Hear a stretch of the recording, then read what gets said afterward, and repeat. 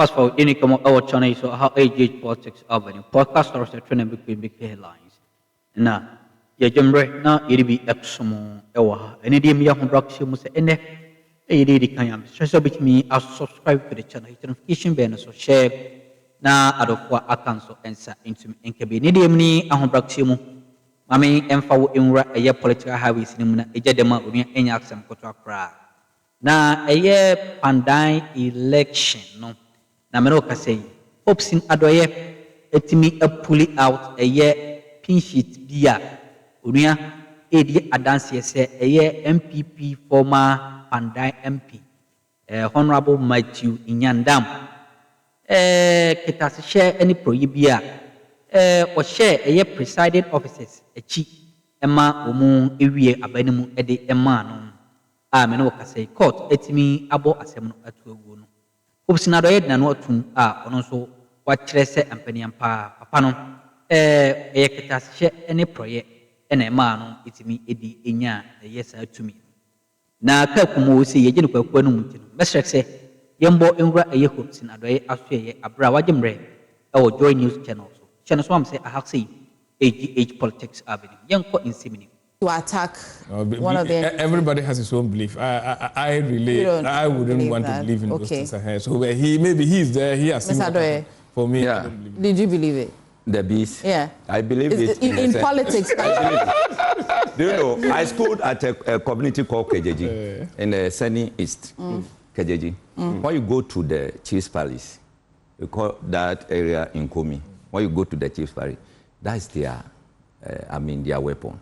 Bees. I'm telling you, if you try to attack them, bees. Do you know why I say I don't believe it? If you have that power, just send the bees to the court so that they even sit to the court to pass the judgment. No, that'll be not fair. The thing is that if someone has that power to invoke the bees on you, you don't have that power. So how can you say you are going to return? No. What I have seen it. I'm collaborating. Anyone watching me from KJG, Kojo Chrome, the areas, they will testify to this. That is the weapon. So we shouldn't treat it as. We should not treat it as this and that one. Me, I believe it. Okay. That one. Okay. If you don't believe it, no problem. But me, I believe it. You know, when you go to Pandai, I was trying to do some little exercise on Pandai issue. Nyidam got 27,000 plus. John Mahama got 25,000. Dr. Bawumia got 25,000. I think Nyidam cites more than 27,000. After that High Court's ruling, and he granted. No, I am going to show you evidence of it. Okay. And when you look at the pin sheet, you could see clearly that there was some kind of fictitious there in that. This is the pin sheet from Pandai.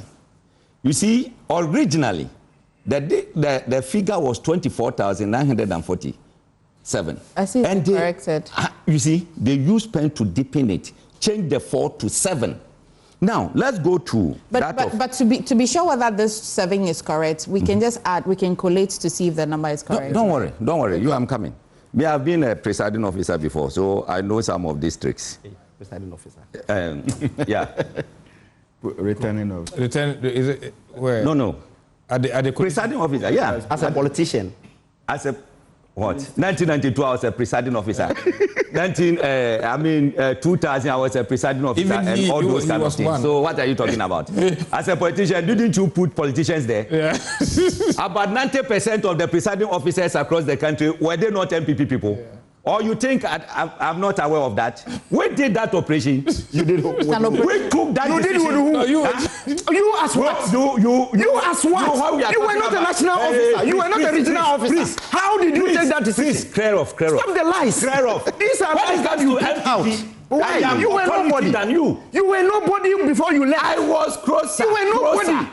So you were nobody before you left. Everything that we did in MPP, you cannot take me out. You can be taken out because so you what were I did, never served as politicians are not supposed to be presiding. You even never served as a regional officer. So presiding and you want to just lie. Keep quiet. You are just a news. You have places that you can lie in front of me. MPP gurus, those who matter. Please. Okay, let's go to the math. Say that. I will not allow you lie. Do you think I'm Bawumia? Oh, What do you mean? Do you think I'm Bawumia or what? Look, when you go to the listen, look at John Mahama's presidential. Let me show you. It's inconsequential. It will be inconsequential to you. Look at the listen. John Mahama, 25,488. Dr. Mahmoud Bawumia, 25,414. Why would someone go to a polling center, decide not to vote for presidential, and then go and vote for parliamentary? It won't be strange. It happens. No. When you get there, they verify you, they give you the presidential ballot. Or you mean taking part of the exercise at all, Yes. not deciding on We'll who... give you the presidential ballot first. You go and vote.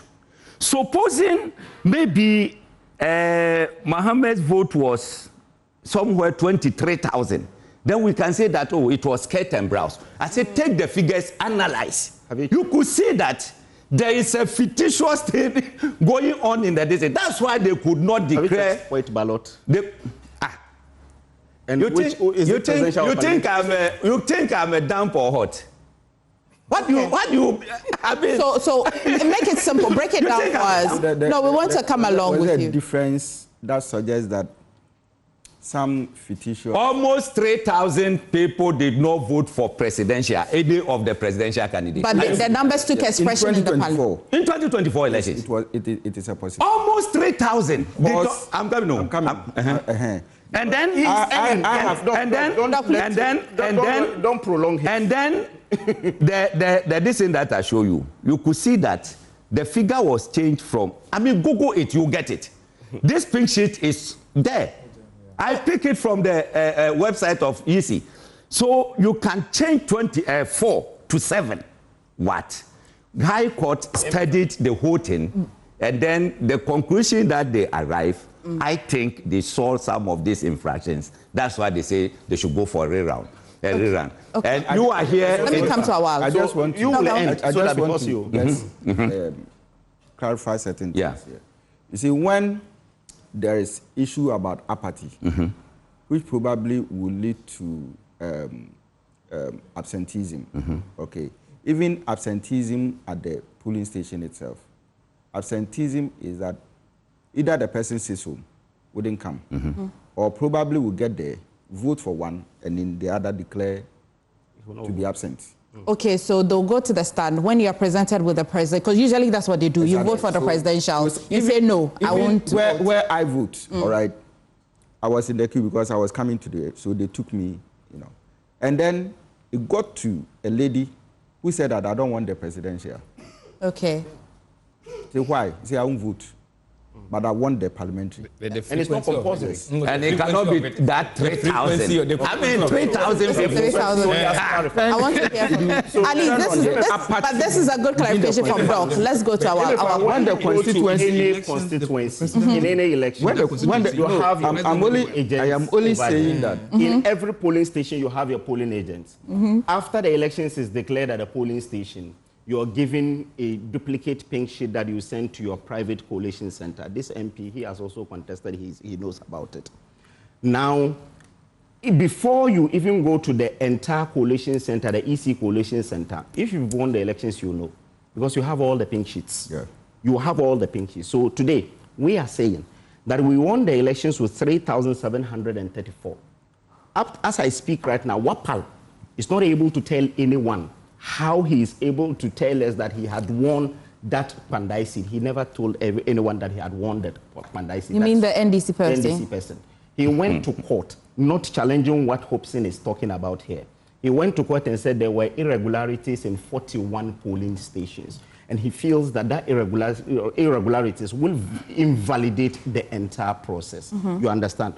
He went to court. Today, what is in contention is that we are saying that the entire process in the Tamale High Court is flawed.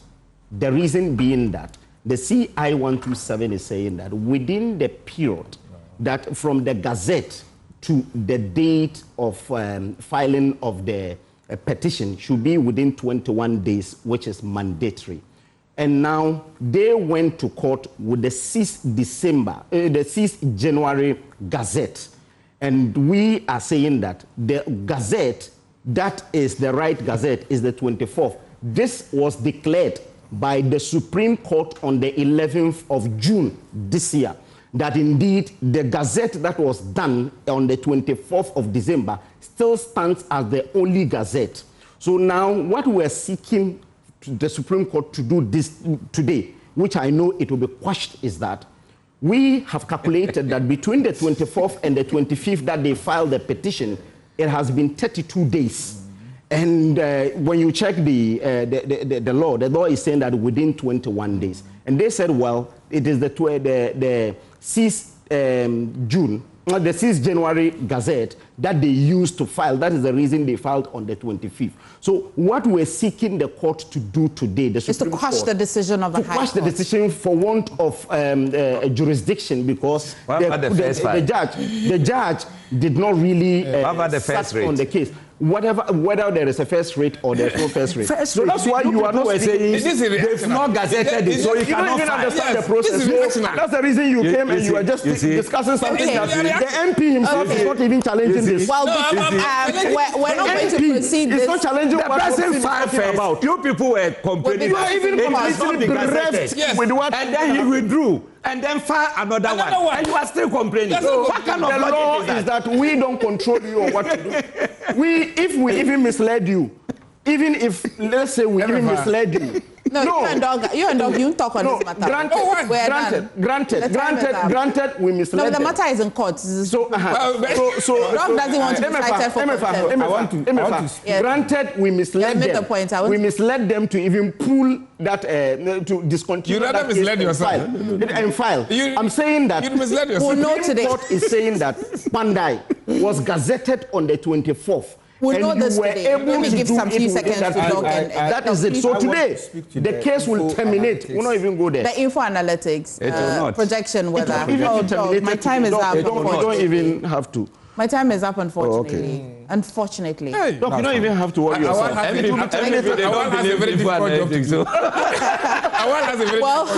thank you so much for joining us on the Matters Arising on the show. We have a number of them.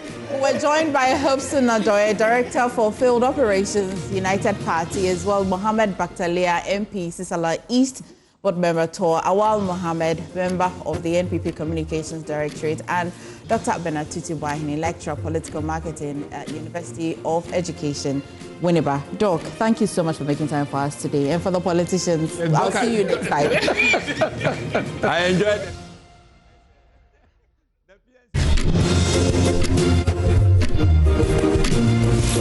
Important. He said, quote, our commitment to fiscal discipline and prudent debt management and exchange rate appreciation has resulted in significant improvements in Ghana's debt profile. He went ahead to say that public debt reduced from 726.1 billion cedis as at the end of last year to about 613 billion cedis as of the end of June 2025. This statement was very emphatic because if you do the math, around that time, the change as a result of what the finance minister calls, prudent management and the exchange rates, stability, was above actually 150 billion cedis. And for your debt to reduce by 150 billion cedis within a span of just about 6 months or 5 months was very significant. Yeah. But the story, will definitely change if you look at the factors in this equation or the variables in this equation, because the variable that has the biggest, or in terms of magnitude, impact on the cedi or the debt situation is the cedi. So when you are able to get the cedi to behave in a certain particular manner, when it's very positive and it's appreciating, that is when your debt stock can reduce by that significant magnitude. Because, I don't know any other magic we can do to bring debt stock down from 726 billion to 613. It's only the exchange rate situation that can afford. Remember, as of that time, it was hovering around 10.6. Exactly. Right?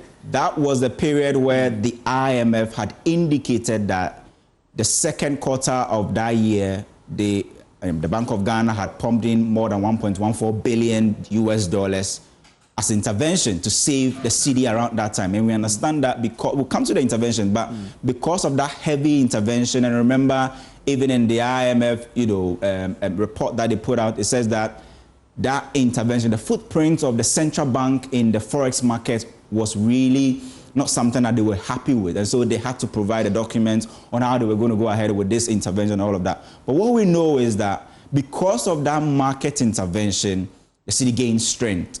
And the government actually, said that, well, we had gold board, which was fresh inflows in terms of forex, bringing us, on average, more than $800 million every month.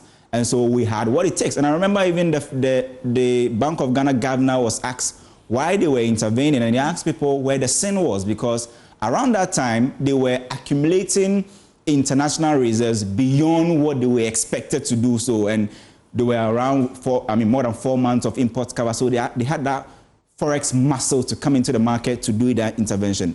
But Kojo, just about 6 months, or let's say 4 months down the line, the story has actually changed. This beautiful picture the finance minister painted with that big headline figure on, July 23rd, that story has changed, and has changed because of these factors that he spoke about, significantly because of the exchange rate situation. Because we have been observing the debt situation of the country.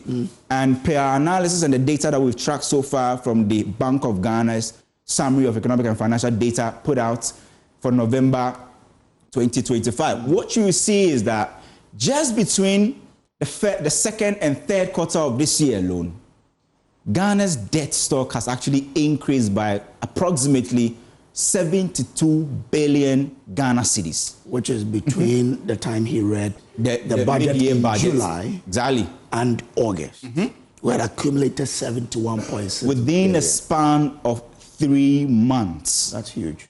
71.6 billion cedis in debt accumulation. And let me ask the question.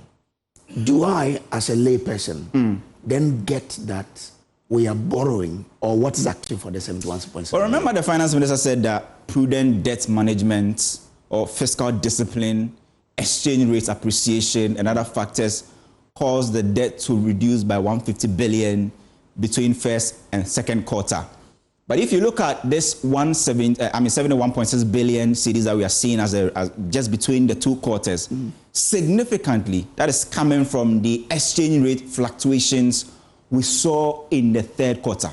Remember, in the third quarter, Bank of Ghana actually scaled back in terms of their forex intervention around that time, and the cedi moved from the 10 cedis, 25 pesos that it was to about 12 cedis. And around that time, I remember the president had earlier come to say that, well, I've spoken to the governor, I've spoken to the finance minister, and they are confident that the exchange rate will be between 10 and 12. And it was almost... there's a level it has to be. Exactly. And in fact, it was almost heading into the 13s at the interbank level. If you go to the commercial or the forest bureau side, it was even about 13 cedis moving from 10.25 to 13 cedis. It was around that time that our debt began to go up. Not simply because we were borrowing more around that time, but because of that fragile economic, background that we had in terms of the exchange rate situation and all of that. But it wasn't just because of the exchange rate. But let's clear this. When the exchange impacted, it means that there is a component of your debt which is in dollar-denominated currency. And therefore, when your cedi weakens, that dollar-denominated one goes up. Go up. In fact, that is where the next slide will actually help us to break down. Let's start with even the total debt situation. And in fact, we need to put across that as at the time that the finance minister took over, right, first quarter, our debt situation was very, very high. 769 billion cedis around first quarter. Because in December, the exchange rate was around, I think, 15 point something. 14. 15, and then came to 14.7 January there before it did its magic in, So when it was around 14, when the MPP left office, that's where the debt stock was around 769.4. Exactly. So simply, it wasn't also because around that time the previous administration were borrowing. It was significantly because of the exchange rate situation. And when the exchange rate situation improved in the second quarter, that is when we saw the debt stock fallen by some 150 billion cedis. That was really hard. Within 3 months, Kojo. And it was because around that time, the cedi had appreciated by more than 30% against the dollar. Yeah. And many were asking, what is causing the cedi? And I remember we even did an explainer trying to tell people the reasons behind it, and even the forex intervention, how gold board was helping the government to come into the market and all of that. That was a period where we got, you can see this, just check, more or less like a U-shaped curve, where the second quarter was when we got that sort of, improvement. Then in the third quarter, Bank of Ghana scales back. But remember that third quarter, if you look at our seasonal patterns of our economy, this is usually the period where people import for Christmas. Preparing for Christmas. Exactly. So most of the dollar, demand pressures we see usually occur in the third quarter. And in the last quarter, that's when we see the dollar getting some lifeline, because usually the Bank of Ghana will come in to intervene. The burgers who come in will also come in with dollars, so the supply of dollars available in the fourth quarter. But this year something has changed. The third quarter rather started with a very poor performance in terms of exchange rate situation. We ain't some mahodua it me a coso a watchana so. Mamena was so jemre or had a senes or body and the Adumbi Adomiania. Unia, yen sign in ship.